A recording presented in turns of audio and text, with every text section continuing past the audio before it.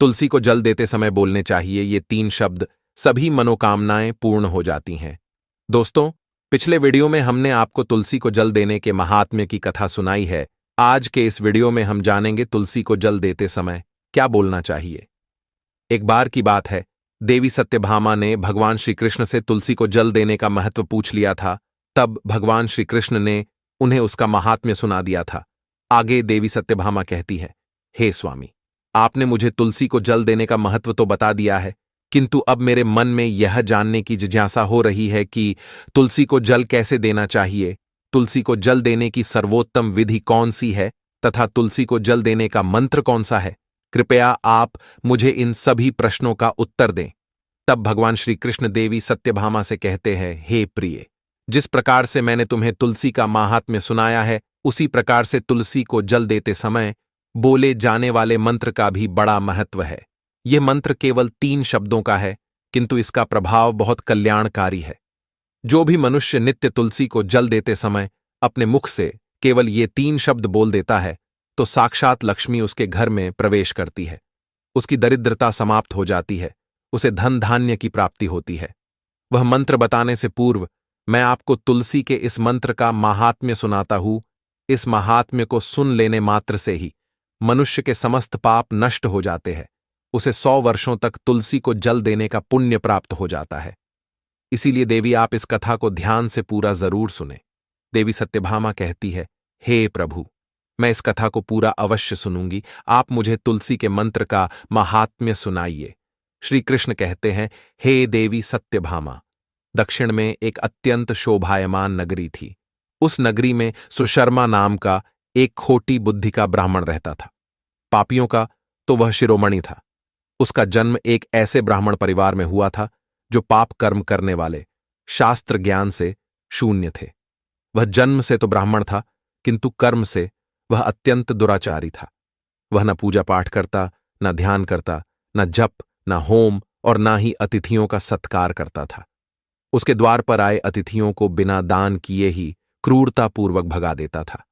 स्त्री लंपट होने के कारण वह सदैव ही पराई स्त्रियों में आसक्त रहता था। उसे मदिरा पान करने की भी आदत थी, साथ ही वह मांस खाया करता था। वह दिन में खेत में काम करके पत्ते बेचकर जीविका चलाया करता था और रात्रि में वेश्याओं का सेवन करता था। इस प्रकार से उस ब्राह्मण ने अनेक वर्षों तक जीवन व्यतीत किया। फिर एक दिन वह दुर्बुद्धि सुशर्मा बेचने के लिए पत्ते इकट्ठा करने के लिए एक ऋषि की वाटिका में घूमने लगा और पत्ते तोड़ने लगा। तभी एक काल रूपधारी काले सर्प ने उस ब्राह्मण को काट लिया और उसी समय पर उसकी मृत्यु हो गई। उसके बाद 2 यम के दूत उसे लेने के लिए उस स्थान पर प्रकट हुए और उसे उठाकर यमलोक ले जाने लगे। मार्ग में वह यमदूतों के सामने बहुत विलाप करने लगा, हे दूतों, मुझे कहां ले जा रहे हो? मुझे छोड़ दो, मेरे प्राण बख्श दो। किंतु यमदूत उसे यह कहते हुए ले जाने लगे, अरे दुष्ट ब्राह्मण, तेरे पाप कर्मों के कारण तुझे सांप ने काट लिया है। अब यमराज तुझे अवश्य घोर नरक में डाल देंगे। फिर यम के दूत उस ब्राह्मण को लेकर यमलोक पहुंचते हैं और यमराज के सामने खड़े हो जाते हैं। चित्रगुप्त उस ब्राह्मण का लेखा जोखा निकालते हैं और यमराज से कहते हैं, हे धर्मराज, इस ब्राह्मण ने बचपन से लेकर मृत्यु तक पाप ही पाप किया है, इसने कभी कोई पुण्य का काम नहीं किया है। फिर धर्मराज अपने दूतों से कहते हैं, हे दूतों, इस घोर पाप करने वाले ब्राह्मण को उठाकर ले जाओ और इसे नरक में डाल दो। फिर यम के दूत उस ब्राह्मण को ले जाते हैं और नरक की भयंकर अग्नि में धकेल देते हैं। अनेक वर्षों तक नरक में सजा भुगतने के बाद उस ब्राह्मण को दूसरे जन्म में एक बैल का शरीर मिलता है। बैल का जन्म पाकर वह बोझ उठाने का काम करने लगा। उसका मालिक उससे दिन रात काम करवाने लगा। फिर जब उस बैल की शक्ति कम हुई तो उसके मालिक ने उसे एक लंगड़े आदमी को बेच दिया। उस लंगड़े आदमी ने उस बैल को खुद का बोझ उठाने के लिए उपयोग किया। वह उसकी पीठ पर बैठकर घुमा करता था। इस प्रकार से उस बैल ने 8 वर्ष तक उस लंगड़े आदमी का बोझ उठाया। फिर एक दिन वह लंगड़ा आदमी उस बैल की पीठ पर बैठकर किसी ऊंचे पर्वत पर जाने लगता है। उस पर्वत पर बहुत देर तक चढ़ने के कारण वह बैल बहुत थक गया, उसकी शक्ति क्षीण हो गई और कुछ समय बाद वह बैल बहुत जोर से मूर्छित होकर जमीन पर गिर पड़ा और अंतिम सांसें लेने लगा। तभी वहां पर खड़े लोगों को उस बैल पर बड़ी दया आ गई और वे उसके मुख में पानी डालने लगे। फिर उन लोगों में एक पुण्यात्मा व्यक्ति था। उसने उस बैल का कल्याण करने के लिए अपना पुण्य उस बैल को दे दिया। उसे देखकर अन्य लोगों ने भी अपना अपना पुण्य याद करके कुछ पुण्य उस बैल को दे दिया ताकि उसे मुक्ति मिल सके। उसी भीड़ में एक वेश्या भी खड़ी हुई थी। सभी लोग अपना पुण्य उस बैल को दे रहे थे। यह देखकर उस वेश्या ने भी अपना पुण्य उस बैल को दे दिया। कुछ देर बाद उस बैल की मृत्यु हो जाती है। फिर उस स्थान पर यमदूत आते हैं और उस बैल के शरीर से उस ब्राह्मण की आत्मा को निकालकर यमलोक ले जाते हैं।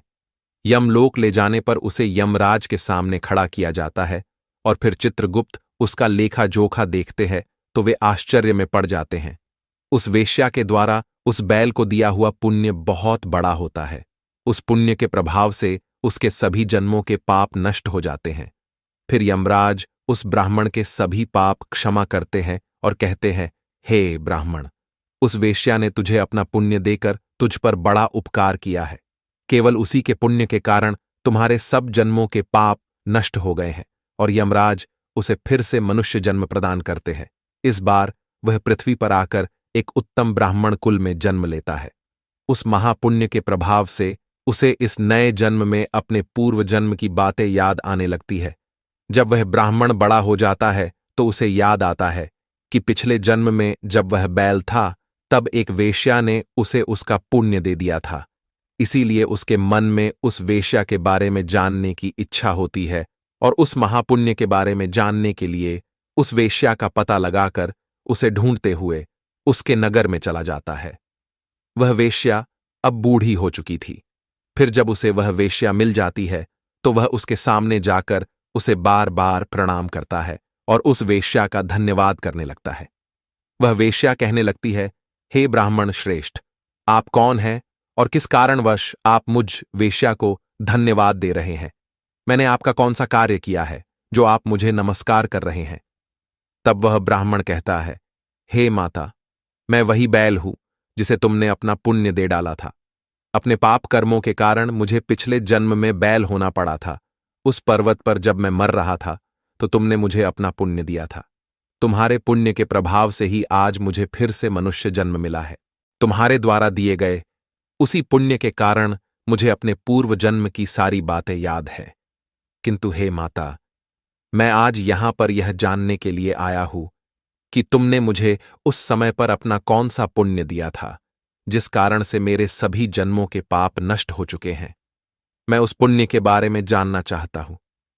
तब वेश्या ने कहा, हे ब्राह्मण श्रेष्ठ, मैंने तो अपने जीवन में कोई पुण्य के काम नहीं किए हैं, किंतु मेरे घर में एक तोता है जो पिंजरे में रहकर हमेशा कुछ बोलता रहता है, जिसे सुनकर मेरा अंतकरण पवित्र हो गया है। उसी तोते के द्वारा बोले गए मंत्र का पुण्य मैंने तुम्हें दान में दिया था। फिर वह वेश्या और वह ब्राह्मण उस तोते के पास जाते हैं और उसे पूछने लगते हैं, हे शुक, तुम कौन सा मंत्र बोलते रहते हो जिससे हमारे जीवन का उद्धार हुआ है? यह मंत्र तुम्हें किसने सिखाया और इस मंत्र का क्या अर्थ होता है? तब उस तोते ने अपने पूर्व जन्म का वृतांत सुनाना आरंभ किया। वह तोता कहने लगा, हे ब्राह्मण श्रेष्ठ, पिछले जन्म में मैं एक ब्राह्मण था। मैं अपने ज्ञान के अहंकार में अंधा हो चुका था। मैंने कभी गुरुजनों का आदर नहीं किया, सदैव ही उनका अपमान किया। मुझे अपने ज्ञान पर इतना अधिक घमंड हो गया था कि जिस कारण से मेरे क्रोध बहुत अधिक बढ़ गए और मैं सभी से द्वेष करने लगा। अन्य मनुष्यों को तुच्छ समझने लगा, विद्वानों का भरी सभा में अपमान करने लगा। फिर कालांतर में मेरी मृत्यु हो गई और मुझे यमलोक ले जाया गया।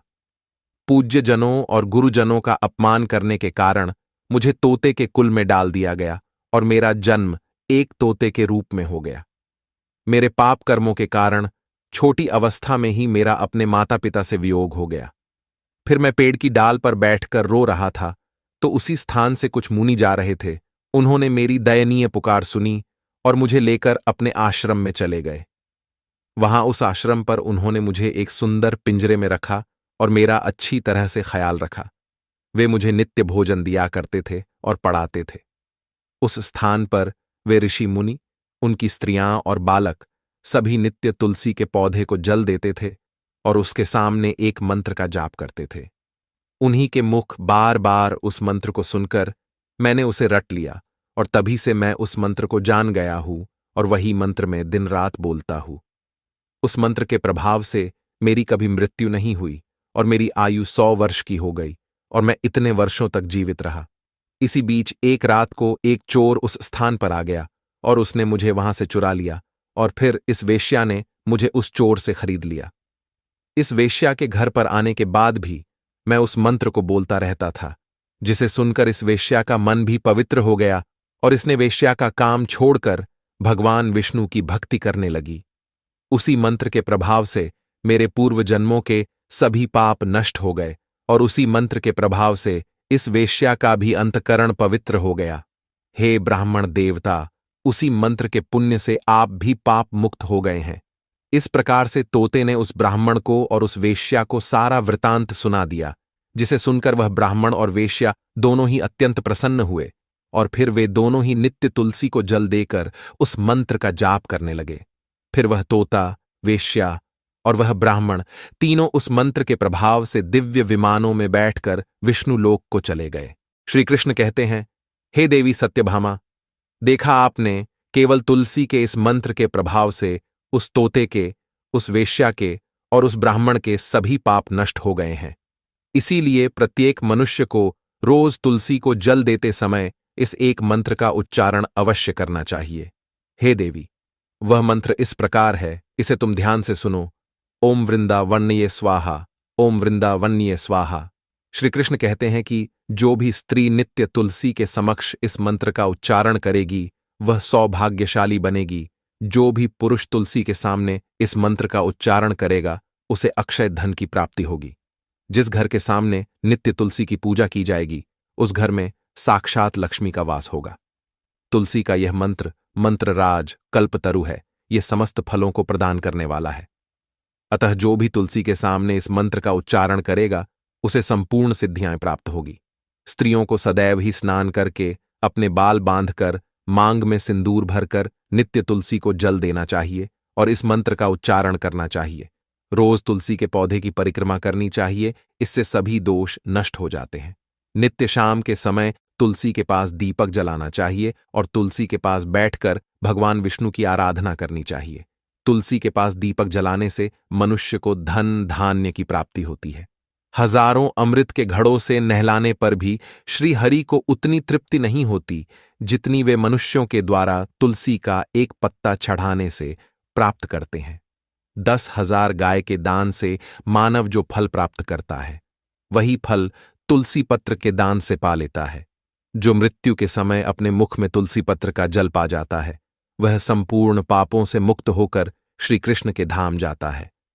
श्री कृष्ण कहते हैं, पूर्णिमा, अमावस्या, द्वादशी और सूर्य संक्रांति के दिन मध्याह्न काल, रात्रि और अशौच के समय तेल लगाकर बिना स्नान किए अथवा बिना हाथ पैर धोए रात्रि के वस्त्र पहनकर तुलसी के पत्र तोड़ता है वह महापापी होता है। श्राद्ध, व्रत, दान, प्रतिष्ठा तथा देव पूजा के लिए तोड़े हुए तुलसी पत्र बासी होने पर भी 3 रात्रि तक पवित्र ही रहते हैं। तुलसी का एक एक पत्ता न तोड़कर पत्तियों के साथ अग्रभाग को तोड़ना चाहिए। तुलसी की मंजरी सब फूलों से बढ़कर मानी जाती है। मंजरी तोड़ते समय उसमें पत्तियों का रहना भी आवश्यक माना गया है। पूज्य भाव से पौधे को हिलाए बिना तुलसी के अग्रभाग को तोड़ना चाहिए, इससे पूजा का फल लाख गुना बढ़ जाता है। तुलसी के पत्तों को कभी नाखून से नहीं तोड़ना चाहिए, इससे पाप लगता है। रात्रि में तुलसी के पौधे को स्पर्श न करे अथवा उसके पत्ते न तोड़े, ऐसा करना अशुभ माना गया है। रात्रि में तुलसी का पौधा निद्रा अवस्था में होता है, ऐसे में पत्ते तोड़ने पर पाप ही लगता है। गुरुवार के दिन तुलसी के पौधे में थोड़ा सा कच्चा दूध अर्पित करें। दूध चढ़ाते समय ओम नमो भगवते वासुदेवाय इस मंत्र का जाप अवश्य करना चाहिए। तुलसी के पौधे के पास शालिग्राम रखे और उस पर तिल चढ़ाए। पूजा में तुलसी और शालिग्राम को दूध में भीगी हल्दी का तिलक अवश्य करे। शालिग्राम पर तुलसी पत्र रखकर चंदन लगाना चाहिए। अगर कोई महिला मासिक धर्म से है तो वह तुलसी की पूजा ना करे। मासिक धर्म के दौरान तुलसी को स्पर्श करने से घोर पाप लगता है, इससे स्त्री की दुर्गति होती है। तो दोस्तों, इस प्रकार से भगवान श्री कृष्ण ने देवी सत्यभामा को तुलसी को जल देने के मंत्र का माहात्म्य सुनाया है। ये कथा आपको कैसी लगी कमेंट करके अवश्य बताएं। अगर ये जानकारी अच्छी लगी तो वीडियो को लाइक जरूर करें। कमेंट में जय श्री कृष्ण, जय मां तुलसी जरूर लिखें। साथ ही चैनल को सब्सक्राइब करें। आप सभी का धन्यवाद।